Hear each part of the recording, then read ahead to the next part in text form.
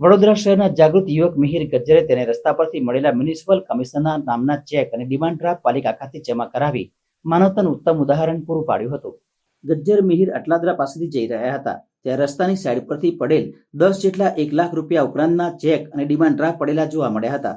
જે તાત્કાલિક કોઈ આનો ખોટી રીતે ઉપયોગ ન કરે તે હેતુસર તાત્કાલિક પાલિકાની ઓફિસનો સંપર્ક કરી એકાઉન્ટ વિભાગમાં આ ચેક અને ડિમાન્ડ ડ્રાફ્ટ જમા કરાવ્યા હતા.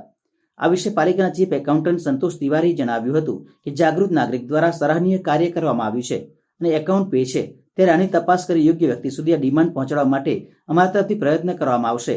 તો બીજી તરફ જાગૃત નાગરિક મિહિર ગજ્જરે જણાવ્યું હતું કે આ વસ્તુનો દુરુપયોગ પણ થઈ શકે તેમ હતો, પરંતુ મહેનતનું કમાયેલું બચતું નથી, તો આ પ્રકારના ખોટા રૂપિયાથી શું મળવાનું હતું, જેથી મેં પાલિકાનો સંપર્ક કરી અને આ ચેક અને ડિમાન્ડ ડ્રાફ્ટ જમા કરાવ્યા છે.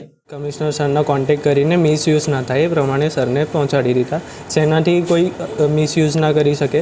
અમાઉન્ટ થોડી મોટી હતી એટલે આપણે એને પરત કરી દીધા છે સરને કે એનો કોઈ મિસયુઝ ના કરે.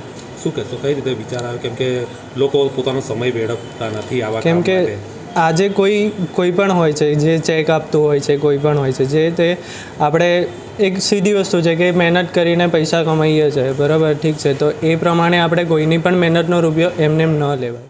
અમારા એક ભાઈ છે, નાગરિક, જાગૃત નાગરિક કહી શકાય.